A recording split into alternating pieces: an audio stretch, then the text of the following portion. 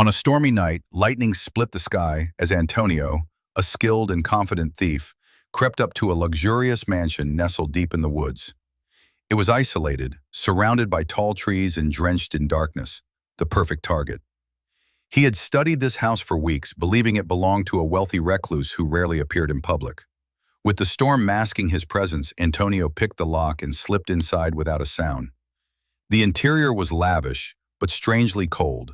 Marble floors, antique furniture, and long, echoing hallways stretched in every direction. Antonio moved like a shadow, scanning for anything valuable. He found expensive artifacts, rare books, and strange sculptures. But what caught his eye was a locked door at the end of a hallway. Curiosity took over. He cracked it open and stepped into a small room lit only by a flickering lamp. On the wall were dozens of photographs. All of them showed people, most of them looking frightened. Under each photo was a label. Everyone read the same word: deceased. A chill ran through Antonio's spine. Suddenly, a soft click sounded behind him. The door locked. A voice echoed from hidden speakers, calm, cold, and calculating. It was Mr. Richard, the homeowner. He welcomed Antonio to his game. Richard explained that he had been watching him the moment he stepped inside. Through hidden cameras, he knew every move Antonio had made. And now, Antonio had 1 hour to escape the house. After that, the hunt would begin. If he failed, he'd end up on that wall, just like the others.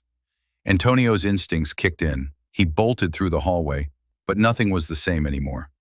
Doors that were once open were now locked. The floor in some rooms shifted underfoot. Mirrors distorted his reflection and played pre-recorded sounds to confuse him. Time was ticking fast, and the mansion was a trap-filled labyrinth. Some rooms looped back into each other. Others had false exits. A few even had mannequins that looked eerily real, positioned in frozen expressions of terror.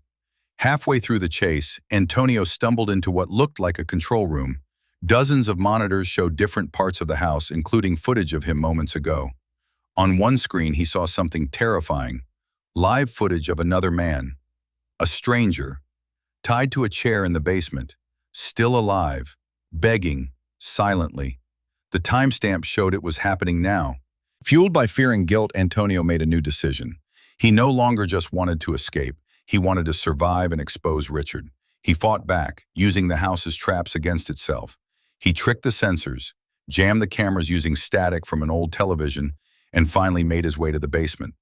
But the man tied to the chair was already gone.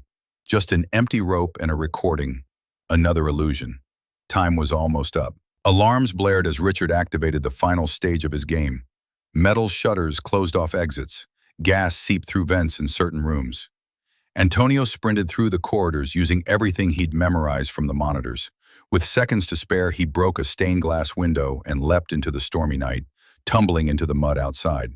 As he lay gasping under the rain, the mansion's lights flickered off. In the final twist, as Antonio limped away into the forest, thinking he'd escaped, a drone hovered above, watching silently. Inside the mansion, Richard smiled. He didn't mind when they got away, because some of his best games were the ones that continued outside the house.